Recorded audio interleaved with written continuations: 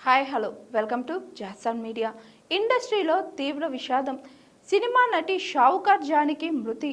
ఇండస్ట్రీలో తీవ్ర విషాదం చోటు చేసుకుంది. సీనియర్ నటి షావుకార్ జానకి కన్నుమూశారు. కొన్ని రోజులుగా వృద్ధాప్య సమస్యలతో బాధపడుతున్న ఆమె తీవ్ర అస్వస్థతకు గురయ్యారు.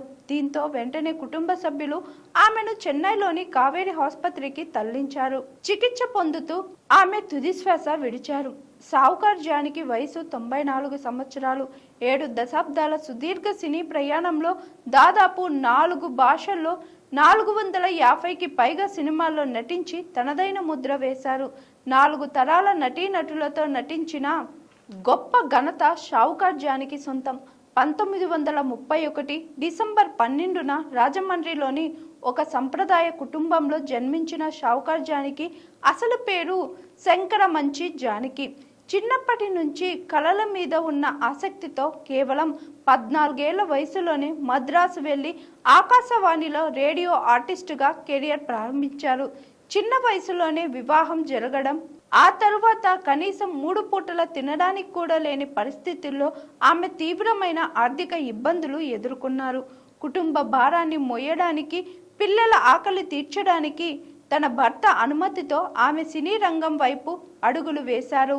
ఎల్వి ప్రసాద్ గారి దర్శకత్వంలో 1950లో ఎన్టీఆర్ సరసన షావుకారు సినిమాతో హీరోయిన్గా ఆమె సినీ రంగ ప్రవేశం చేశారు. తొలి సినిమా బ్లాక్ బస్టర్ కావడంతో ఆ సినిమా పేరే ఆమె ఇంటి పేరుగా మారిపోయి శాశ్వతంగా షావుకార్ జానకిగా చరిత్రలో నిలిచిపోయారు.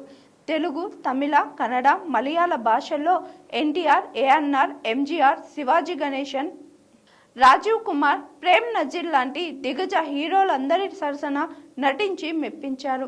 ఎన్టీఆర్, ఎంజీఆర్, కరుణానిధి, జయలలిత లాంటి 4 ముఖ్యమంత్రులతో కలిసి స్క్రీన్ షేర్ చేసుకున్న ఏకైక సీనియర్ నటిగా ఆమె అరుదైన రికార్డ్ సొంతం చేశారు.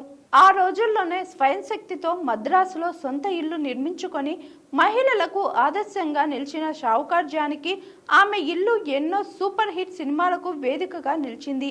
హీరోయిన్గానే కాదు, క్యారెక్టర్ ఆర్టిస్టుగా గాను దశాబ్దాల పాటు అలరిస్తూ 90 ఏళ్ల వయసులో కూడా సినిమాల్లో నటించి తన వృత్తి పట్ల ఉన్న అంకిత భావం చాటుకున్నారు జానకి.